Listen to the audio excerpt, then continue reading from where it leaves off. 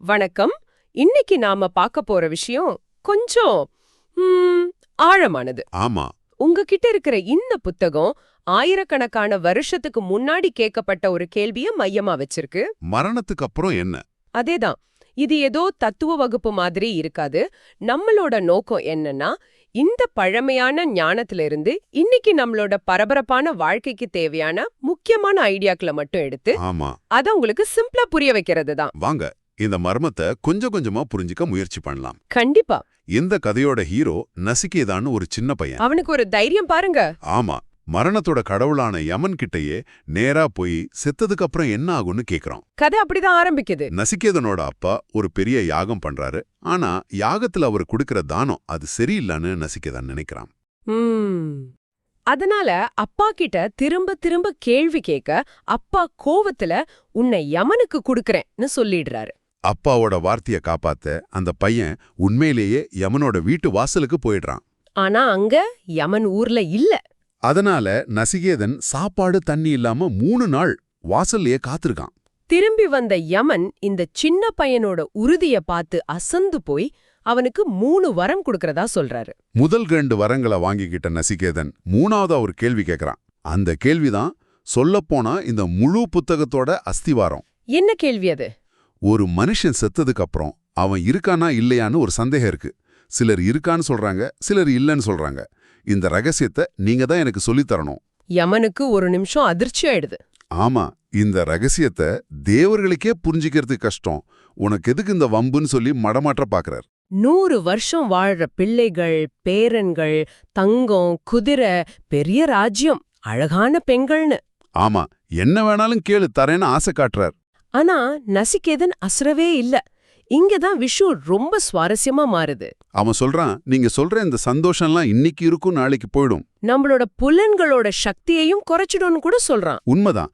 மரணம் கண்ணு முன்னாடி நிக்கிறப்போ இந்த சொத்து சுகம்லாம் யாருக்கு வேணும்? எனக்கு அந்த மர்மத்தோட ரகசியம் மட்டும்தான் வேணும். இந்த தேடல் தான் நம்மளோட இன்னைக்கு ஆய்வு. நசிகேதனோட இந்த வைராகியத்தை பார்த்த யமன் அவனுக்கு உண்மைய சொல்ல ஆரம்பிக்கிறார். அவர் சொல்றார், ஒவ்வொரு மனுஷன் முன்னாடியும் 2 பாதைகள் இருக்கு. ஒன்னு பிரேயஸ், இன்னொன்னு ஸ்ரேயஸ். பிரேயஸ் பாதைங்கிறது உடனடியா சந்தோஷம் தரக்கூடிய பாதை. ஒரு கவர்ச்சியான விளம்பரம் மாதிரி, இப்பவே வாங்கு, இப்பவே சந்தோஷமா இருன்னு நம்மள இழுக்கும். உண்மைதான். இந்த பிரேயஸ் பாதைங்கிறது இப்போ நாம சொல்ற டோபமின் ஹிட் மாதிரிதான். ஓ, அப்படியா? உதாரணத்துக்கு 1 மணி நேரம் இன்ஸ்டாகிராம் ரீல்ஸ் பாக்குறது, இல்லனா ஒரு சீரீஸை பிஞ்ச் வாட்ச் பண்றது. அந்த நேரத்துக்கு ஒரு சந்தோஷம் கிடைக்கும். ஆனா அதுக்கப்புறம் ஒரு விதமான சோர்வும் வெறுமையும் தான் மிஞ்சும். ஆனா ஸ்ரேயஸ் பாதை அப்படி இல்ல. அது நீண்ட காலத்துக்கு நன்மை தரக்கூடிய பாதை. ஆமா, ஆரம்பத்துல கொஞ்சம் கஷ்டமா இருக்கும். ஒரு நல்ல புத்தகம் படிக்கிற மாதிரி, இல்லனா உடற்பயிற்சி செய்யற மாதிரி. ஆரம்பத்துல வலிக்கும், போர் அடிக்கும். ஆனா போக போக அது கொடுக்கிற ஆரோக்கியமும் அறிவும் நிறைவும் நிரந்தரமானது. யாமன் சொல்றார், புத்திசாலிங்க ஸ்ரேயஸ் பாதையை தேர்ந்தெடுக்கிறாங்க. ஆனா பெரும்பாலான மக்கள் பிரேயஸ் பாதையோட கவர்ச்சியில மயந்தி அதுல தான் ஓடுறாங்க. சரியா சொன்னீங்க. அப்போ நாம ஏன் தெரிஞ்சே தப்பான பாதையை தேர்ந்தெடுக்கிறோம்? நம்ம கண்ட்ரோல் நம்ம கிட்ட இல்லையா? இதை புரிய வைக்கிறதுக்கு யமன் ஒரு அட்டகாசமான உவமையை பயன்படுத்துறார். தேர் உவமை. ஆமா, உங்க உடம்பு தான் அந்த தேர். உங்களோட 5 புலன்களும், அதாவது பார்த்தல், கேட்டல், சுவைத்தல், நுகர்தல், தொடுதல், அதுங்கதான் அந்த தேரை இழுக்கிற 5 முரட்டு குதிரைகள். கரெக்ட். கடிவாளம்தான் உங்க மனசு. அந்த கடிவாளத்தை புடிச்சி குதிரைகளை கண்ட்ரோல் பண்ற தேரோட்டி யாருன்னா, அதுதான் நம்மளோட பகுத்தறிவு. நல்லது கெட்டதை யோசிச்சு முடிவெடுக்கிற நம்மளோட அறிவு. சரி, அப்போ தேருக்குள்ள உட்கார்ந்திருக்கிற பயணி யாரு? அதுதான் நீங்க, உங்களோட உண்மையான சுயம், அதாவது ஆத்மா. இப்போ யோசிச்சு பாருங்க, நம்மளை எத்தனை பேர் வாழ்க்கைய நாம ஓட்டிட்டு இருக்கோம்? நல்ல கேள்வி. நீங்க சொல்றது புரியுது. குதிரைகள், அதாவது புலன்கள், அதுங்க இஷ்டத்துக்கு ஓடுது. ஒரு நல்ல வாசனை வந்தா அந்த பக்கம் இழுக்குது. ஒரு அழகான காட்சியை பார்த்தா இந்த பக்கம் இழுக்குது. தேரோட்டியான நம்ம அறிவு ஒன்னு தூங்கிட்டு இருக்கு, இல்லனா குதிரைகளோட சண்டை போட முடியாம சரி நீ போன பக்கமே போன்னு விட்டுடுது. முடிவுல நாம போக வேண்டிய இடத்துக்கு போகாம குதிரைகள் இழுத்துட்டு போற பள்ளத்துல போய் விழுறோம். புத்தகம் கேக்குற கேள்வி இதுதான். உண்மையில உங்க வாழ்க்கைய யார் தீர்மானிக்கிறா? நீங்களா இல்ல உங்க கட்டுப்பாடற்ற புலன்களா? சரியா சொன்னீங்க. நம்மள பல பேர் டிரைவர் இல்லாத ஒரு வண்டியில உட்கார்ந்திருக்கிற பயந்த பயணிகள் மாதிரி தான். அப்போ குதிரைகளை அடக்கி கடிவாளத்தை நம்ம பகுத்தறிவு கையில கொடுக்கறது தான் ஸ்ரேயஸ் பாதையில போறதுக்கான முதல் படி. சரி. நம்ம உடம்பு ஒரு தேர், புலன்கள் குதிரைகள்னு புரிஞ்சுக்கிட்டோம். ஆனா இந்த குதிரைகள் பாக்குற கேக்குற விஷயங்கள் எங்கிருந்து வருது? அதாவது வெளியுலகம் எப்படி நமக்குள்ளே வருது? ஆமா, இந்த கேள்விக்கு புத்தகம் இன்னொரு அருமையான உருவகத்தை கொடுக்குது. 11 வாசல்கள் கொண்ட நகரம். ஆமா, நம்ம உடல 11 வாசல்கள் கொண்ட நகரம்னு விவரிக்குது. தலையில 7 வாசல்கள் இருக்கு. 2 கண்கள், 2 காதுகள், 2 நாசிகள், ஒரு வாய். உடம்போட கீழ்ப்பகுதியில மத்த வாசல்கள் இருக்கு. இந்த வாசல்கள் வழியாதான் உலகம், அதோட சத்தம், ஒலி, வாசனை எல்லாத்தோடையும் நமக்குள்ள வருது. இந்த நகரத்தோட அரசன் அல்லது அரசிதான் நாம. நம்ம மனசுதான் நம்ம கோட்டை. ஆனா நிஜத்துல என்ன நடக்குது? நாம அரசன்கிறத மறந்துட்டு கோட்டைய விட்டு வெளியே வந்து நகரத்தோட வாசல்கள்ல காவல்கார மாதிரி நிக்கிறோம். சரிதானே. எந்தெந்த புலன்கள் எதையெல்லாம் கேக்குதோ அதையெல்லாம் உள்ள விட்டுடுறோம். கண் ஒரு விளம்பரத்தை பாக்குது, உடனே அதை வாங்கணும்னு மனசு சொல்லுது. காது ஒரு வதந்திய கேக்குது, உடனே அதை பத்தி மனசு நாள் முழுக்க யோசிக்குது. இதனால நம்ம மனசுங்கிற கோட்டை தேவையற்ற எண்ணங்களால நிரம்பி ஒரு சந்தக்கடை மாதிரி இரைச்சலா மாறிடுது. புத்தகம் சொல்ற மாதிரி அரசன் வெளியே சுத்திக்கிட்டு இருக்க அந்நியர்கள் கோட்டையை ஆக்கிரமிச்சு சிம்மாசனத்துல உட்கார்ந்துடுறாங்க. இதுக்கு என்ன அர்த்தம்னா, நாம நம்மள இந்த உடம்புன்னு தப்பா அடையாளப்படுத்திக்கிறோம் இல்லையா? ஆமா, நான் குண்டா இருக்கேன், நான் சோர்வா இருக்கேன், எனக்கு வயசாயிடுச்சுன்னு சொல்லும்போது நாம நம்மள பத்தி பேசல. நாம நம்ம தேரை பத்தியோ இல்ல இந்த நகரத்தோட சுவர்களை பத்தியோ தான் பேசிட்டு இருக்கோம். நாம அது கிடையாது. இந்த தவறான அடையாளம் தான் பாதுகாப்பின்மை, கோபம், பொறாமை, மன அழுத்தம்ல எல்லா பிரச்சனைக்கும் மூல காரணம். ஒரு நிமிஷம், மன அழுத்தம் பத்தி சொன்னீங்க. அது ஒரு ஆற்றல் நெருக்கடின்னு, அதாவது எனர்ஜி கிரைசிஸ்னு புக்கம் சொல்றதா குறிப்பிட்டீங்க. அப்படின்னா என்ன? அதாவது இன்னைக்கு நாம உணர்ற இந்த பர்ன் அவுட், சோர்வு எல்லாத்துக்கும் இதுதான் காரணமா? நம்ம பிராணன், அதாவது உயிர் சக்தி இந்த வாசல்கள் வழியா வெளியேறிடுதா? மிகச் சரியா கேட்டீங்க. அதுதான் விஷயம். நம்மளோட உயிராற்றலான பிராணனை உங்க போனோட பேட்டரி மாதிரி கற்பனை பண்ணிக்கோங்க. ஓ சரி.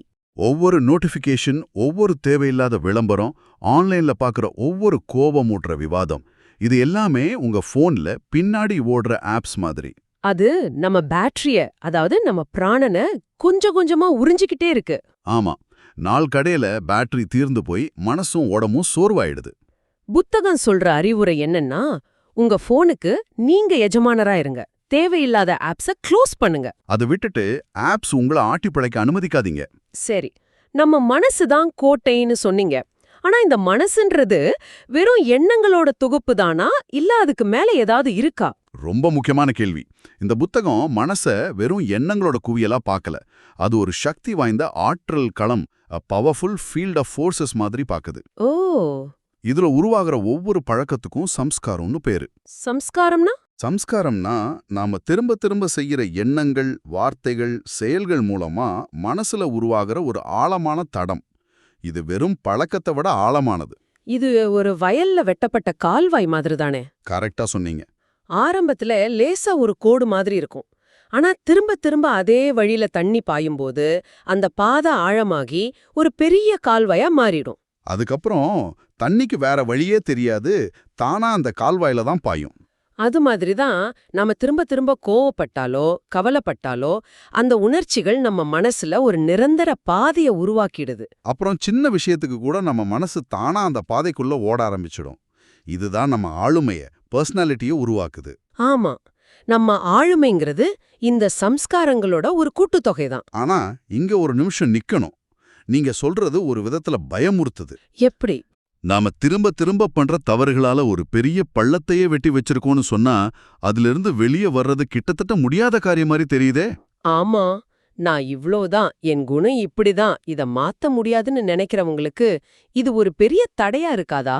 நல்ல கேள்வி. அதுதான் இதுல இருக்கிற மாயை. மாயையா? புத்தகம் என்ன சொல்லுதுன்னா, சம்ஸ்காரங்கள் ஒரு செயல்முறை, ஒரு ப்ராசஸ் என்பதால் ஆளுமையும் ஒரு செயல்முறைதான். ஓ, அது கல்லுல செதுக்குன சில மாதிரி நிரந்தரமானது கிடையாது. அதேதான். அத மாத்த முடியும். எப்படினா?